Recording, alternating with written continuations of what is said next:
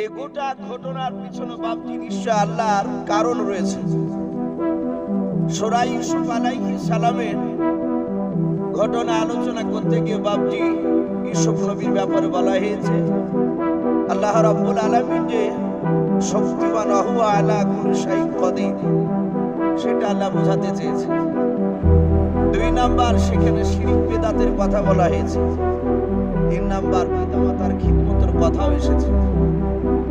তাহলে আমরা সকলেই জানি ইউসুফ নবী আলাইহিস সালামের আব্বার নাম ইয়াকুব নবী আলাইহিস সালাম। ওনার বাড়ি ছিল মিশর দেশে বাপজি একটা কেনান বলে একটা শহর, আমাদের যেমন বহরমপুর একটা শহর, অনুরূপ ভাবে বাপজি ওই মিশরের মধ্যে কেনান বলে একটা বেশ দামি জায়গা, ওখানে ছিল ইয়াকুব নবী আলাইহিস সালামের বাড়ি। ইয়াকুব নবী আলাইহিস সালামের জীবনীতে লিখেছে ওনার 2 বিবি ছিল।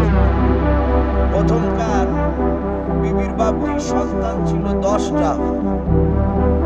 এই 10টা ছেলের মধ্যে বাপজি বড় ছেলেটার নাম ছিল ইয়াহুদ, দ্বিতীয় ছেলেটার নাম ছিল শমর, আর তৃতীয় ছেলেটার নাম ছিল রুবেল।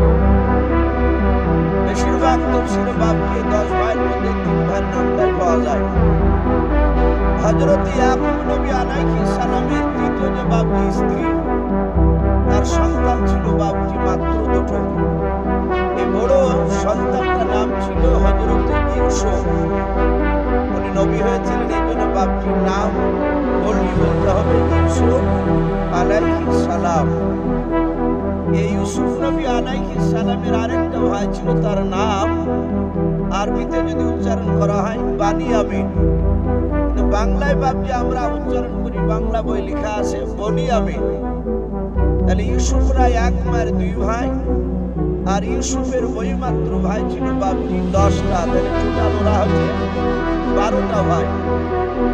হযরত ইউসুফ নবী আলাইহিস সালাম তিনি বলেন যে আমাকে যে যত বেশি ভালোবেসেছে, আল্লাহ রাব্বুল আলামিন ইউসুফ নবী বলেন আমাকে যে যত বেশি ভালোবেসেছে, তার ভালোবাসার কারণে আমাকে বিপদে পড়তে হয়েছে। হযরত ইউসুফ নবী আলাইহিস সালামের আব্বা ইয়াকুব নবী আলাইহিস সালাম, তিনি ইউসুফ নবীকে খুব ভালোবাসতেন। কোরআন শরীফে তাফসীরে মারুফ কোরআন এসেছে। কোরআনে আল্লাহ বলেছেন যে হযরত ইয়াকুব নবী তার 12টা ছেলেকে ইউসুফকে সবচেয়ে বেশি ভালোবাসতেন।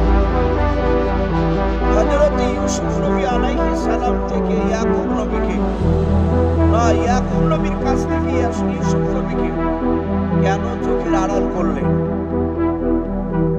এই কেন আড়াল করলেন, এই কথা আলোচনা করতে গিয়ে মুফাসসিরিনে কেরাম আল্লামা কামালউদ্দিন তামিরি রহমাতুল্লাহ আলাইহি তিনি তেনার একটি কিতাব হায়াতুল হাইওয়ান বলে একটি কিতাব